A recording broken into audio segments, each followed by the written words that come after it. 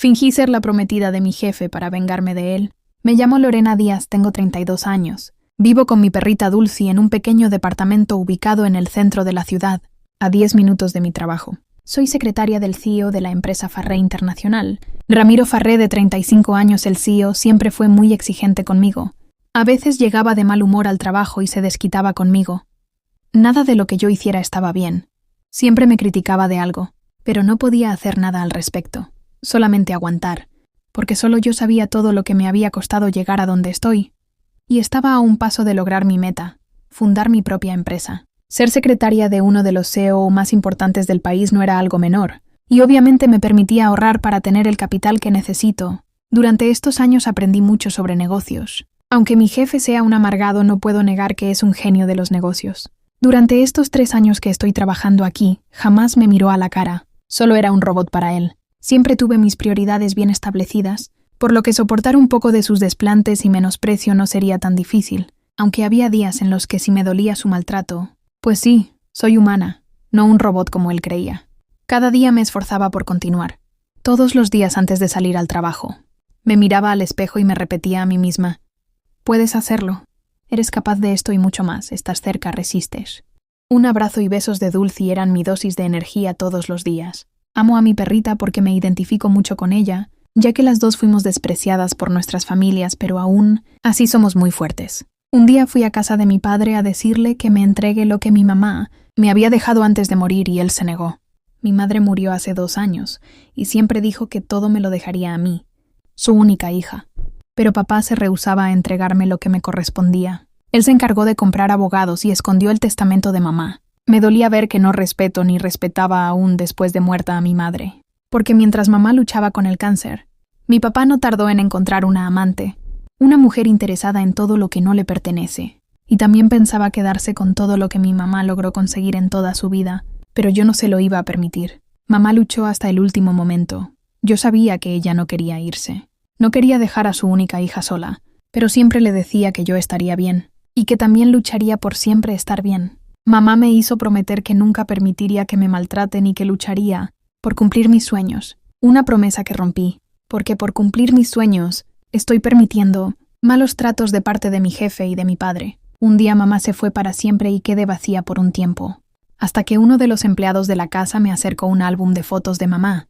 La nueva mujer de papá lo había tirado a la basura, y el señor Luis, quien trabajó con nuestra familia desde que tengo memoria, lo recogió y me lo entregó. Él sabía lo importante que era ese álbum para mí, y entendía lo que yo estaba pasando. Cuando me lo dio me dijo que eso me pertenecía y todo lo demás también, y que cualquier cosa que necesitara, él sería mi aliado encubierto. Le sonreí y agradecí. De vuelta a mi departamento me alegraba que al menos una persona en esa casa esté consciente de respetar la voluntad de mi madre. Pasaron los días y el trabajo se ponía cada vez más intenso, porque el señor Farré debía firmar un negocio muy importante con una empresa japonesa, por lo que se lo veía más irritable y obviamente yo era su saco de desquite. Luego de semanas de preparación, llegó el día de la presentación del proyecto. Gracias a Dios todo resultó favorable y la empresa japonesa aceptó colaborar con nosotros. Al despedir a los empresarios de la sala de juntas, sentí como se me quitaba una gran mochila de encima. Mientras bajaba al ascensor mi visión se empezó a nublar. Apenas logré salir de la empresa. Cuando estaba por tomarme un taxi me desmayé. Caí de lleno al pavimento. De repente un fuerte zumbido en mis oídos. Y luego no recuerdo nada más. De repente abro los ojos y me encuentro en un hospital. Paredes blancas y mucho ruido, pues me encontraba en el lugar de emergencias. Una enfermera se acerca y me dice: «Por fin despertaste. Se ve que hace mucho no descansabas. Descansar es importante. Te hicimos unas pruebas y análisis. El doctor pronto te traerá los resultados. Continúa descansando». Al oír eso me sentí aliviada, porque creí que el desmayo solo era por no dormir bien estos días y que pronto me iría a casa sin más. Hasta que volvió la enfermera y cuando la miré su mirada había cambiado, ya no era la misma con la que la conocí. Ahora se la notaba preocupada y veía lástima en sus ojos. Me dijo: «Lorena, te vamos a trasladar a una sala más tranquila. Necesitamos hacerte unas pruebas más, ¿ok? Pero tranquila, el doctor pronto te informará todo». En ese momento entendí que nada bueno vendría. Después de esperar llegó el doctor y me dijo: «Buenas tardes. Lorena, ¿cómo te has sentido últimamente?». A lo que respondí: «Bien, me hacía falta un descanso» y sonreí. Qué bien, sabes que te hicimos unas pruebas. Primero que nada te agradezco por tu paciencia y te informo que tenemos los resultados. Pero antes que decírtelo, ¿quisieras que alguien más esté presente?, preguntó el doctor. Estoy bien sola. Hable por favor, doctor, respondí. Está bien, Lorena. Los estudios nos muestran un par de anomalías. Los análisis e imágenes nos muestran que tienes cáncer. Sé que es un diagnóstico difícil de escuchar. Y lamento decirte que ha avanzado mucho y seré honesto, no podemos hacer nada más que cuidarte durante este tiempo que queda. Ten por seguro que no estarás sola, te brindaremos toda la ayuda necesaria. Le respondí, ¿entonces eso significa que voy a morir? Sí. El diagnóstico nos muestra que la enfermedad ha avanzado mucho y no hay tratamiento para tratarlo. Pero ten por seguro que te acompañaremos este tiempo con ayuda psicológica y medicación para el dolor. ¿Cuánto tiempo me queda?, pregunté. Aproximadamente unos 6 meses. Durante este tiempo te recomiendo que te alejes de todo lo que te pueda causar estrés. En el hospital hay varios proyectos de cocina, música y arte, a los que te puedes unir. No dudes en preguntar. Cuando el doctor se fue, empecé a procesar todo. Miré a mi alrededor y no había nadie. No había ningún hombro sobre el que apoyarme y llorar. No habían brazos que me abracen, ni nadie para mentirme diciéndome que todo va a estar bien. Me encontraba sola. No voy a negar que pensé en llamar a mi padre, pero estaba segura que la noticia solo lo alegraría. No entendía cómo llegué a este punto. Desde que murió mamá me centré en el trabajo, en ganar dinero y nada más. No había tenido una relación en años. Me distancié de mis amistades por no tener tiempo. Y mi padre, que solo pensaba en cuidar que no reclame lo que me pertenece. Volví a casa y lo único que tenía era a Dulcie, y para mí eso era suficiente. Luego de días de pensar y pensar, decidí recuperar lo mío cueste lo que cueste, y también decidí hacer pagar todo el daño que me hicieron, empezando por mi jefe. Total, ya no tenía nada que perder. Empecé contratando al mejor abogado de la ciudad e inicié una demanda a mi papá reclamando la herencia que mamá me había dejado. Presenté documentos y testigos y el abogado me dijo que con todo esto podíamos proceder y que no tardaría en tener buenas noticias. Le dije que no se limite en nada. Estaba dispuesta a gastar todos mis ahorros con tal de ver a mi papá y, sobre todo, a su mujer afuera de la casa de mi madre. Luego me encargué de buscar un lugar para Dulcie. Sabía que en cualquier momento debía partir y, de solo pensar en todo lo que Dulcie sufriría, se me partía el corazón. Ella fue mi compañera durante 7 años. Ella era parte de mí y yo de ella. Encontré un lugar en el que Dulcie podría vivir sus últimos años. Me encargué de que no le faltase nada, hasta el día que le toque partir y reunirnos nuevamente. Todos los días la iba a visitar, pero ya no viviría conmigo para que se vaya acostumbrando a mi ausencia. Me propuse hacer una lista de todas aquellas cosas que nunca me animé a hacer, y ahora me prometí cumplirlas. Cosas como aprender a conducir, subirme a una montaña rusa y por último asistir a un concierto de rock pesado. Ahora era el turno de la venganza. Mi jefe me despidió por los 2 días que me tomé a causa de mi enfermedad. Realmente a él no le importa a nadie más que solo él. La noche que recibí el correo con la carta de despido, juré que esa sería la última humillación que le permitía. Me dirigí a su casa con la intención de darle el susto de su vida. Como su asistente personal sabía todo de él, sus contraseñas, donde dejaba las llaves de repuesto, por lo que entrar a su casa no fue un problema. Esperé a que se vaya a dormir y lo amarré de pies y manos a la cama. Y le puse en la boca su calcetín usado. Obviamente tomé mis precauciones. No podría reconocerme ya que me cubrí entera. Primero agarré un plumero y pasé las plumas por las plantas de sus pies. Luego lo bañé entero con miel. Esa fue mi parte favorita, porque él odia la textura de la miel. Fue tan gratificante ver su cara de desesperación y asco. Pero no importaba las caras que pusiera, aún faltaba mucho más. Traje en mi bolso un gatito y se lo puse en su cama al lado de él. Me olvidaba contarles que él era alérgico a los gatos. Por último, quemé su notebook junto con todos los proyectos en los que él estaba trabajando. Su rostro de desesperación fue tan satisfactorio para mí. Realmente le estaba haciendo sentir lo que yo sentía en esos momentos: total y absoluta desesperación. Aunque no fui tan mala porque dejé su medicina para la alergia sobre su mesita de luz. Y obviamente no iba a dejar su casa tan limpia, ya que él era un obsesionado de la limpieza.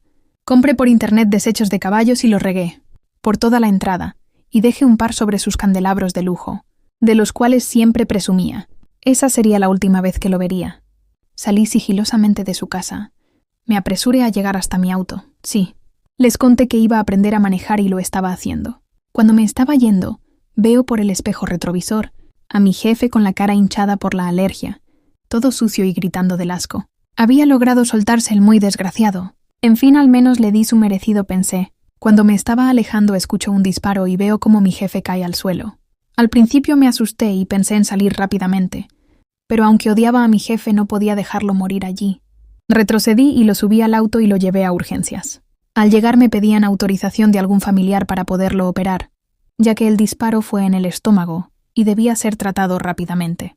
Pensé en llamar a sus padres, pero ellos estaban en el extranjero. Hasta que una enfermera me preguntó: ¿Usted es la esposa? Puede firmar, es urgente, el paciente ha perdido mucha sangre. Y sí, lo hice, firmé y pudieron operarlo.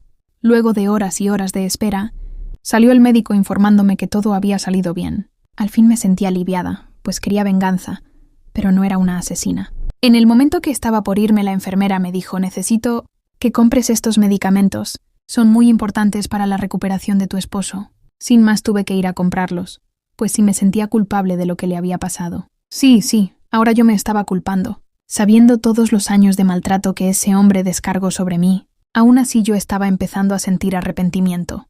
Mientras compraba las medicinas me sentía una total estúpida. Si el plan de venganza había salido tan bien, ¿por qué me sentía así?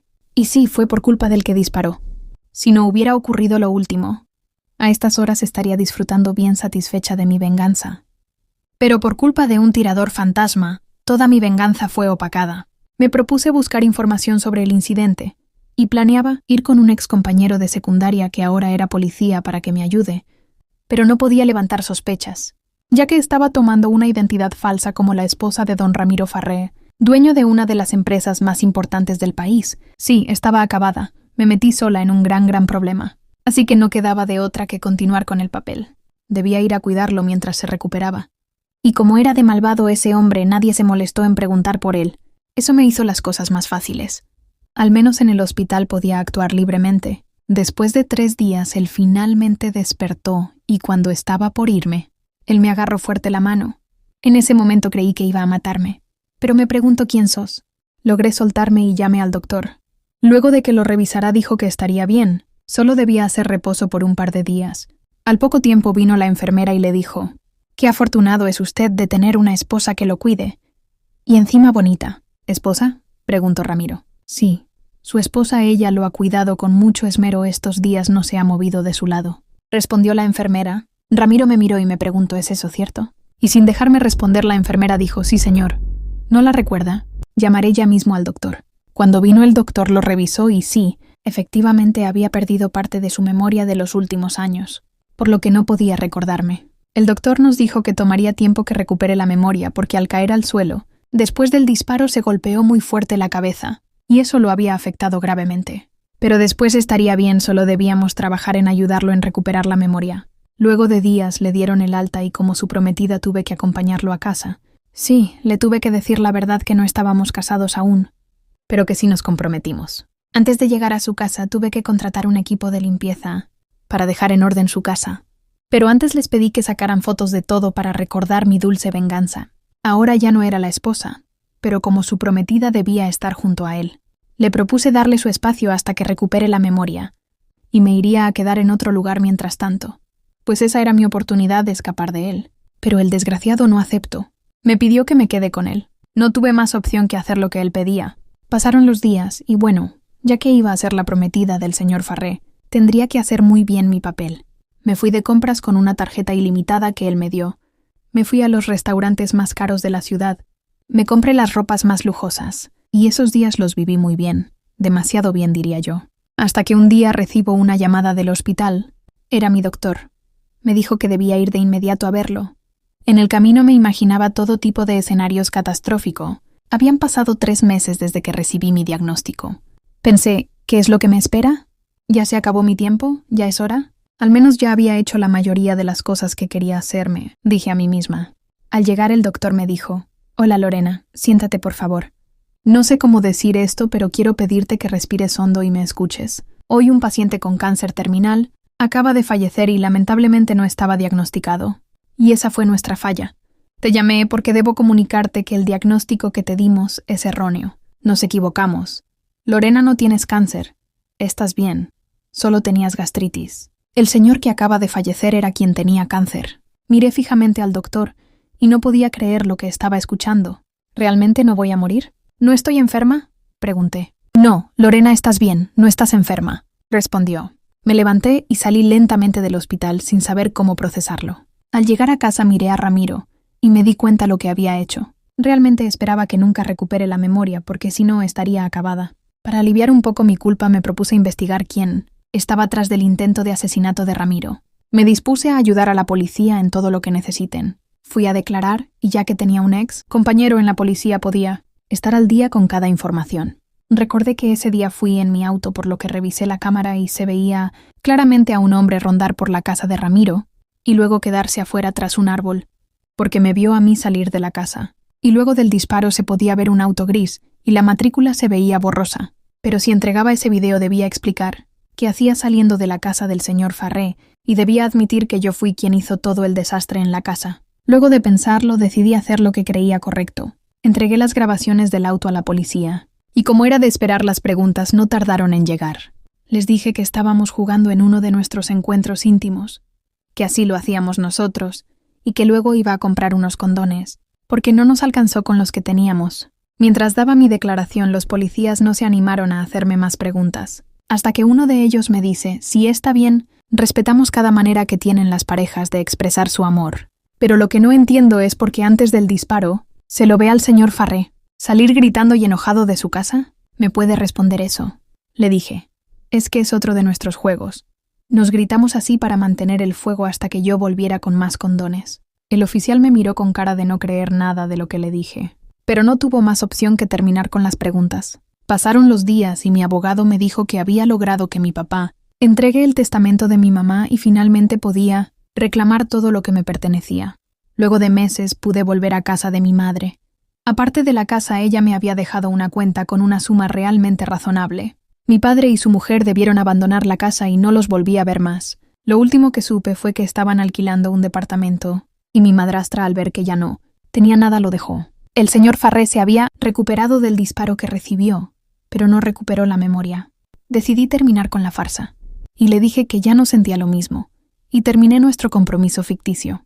Aunque él no estuvo de acuerdo, al parecer se había enamorado de mí, pero yo no iba a continuar con esa mentira. Me fui de su casa y dije adiós a todo lo que alguna vez me hizo daño. Lo primero que hice al salir de la casa de mi ex jefe fue buscar a Dulcie. Aunque la visitaba a diario, nos necesitábamos. La llevé a vivir a nuestro nuevo hogar. ¿Y recuerdan el gatito que puse en la cama del señor Farré para mi venganza? Bueno, a él también lo adopté y lo llamé Tom.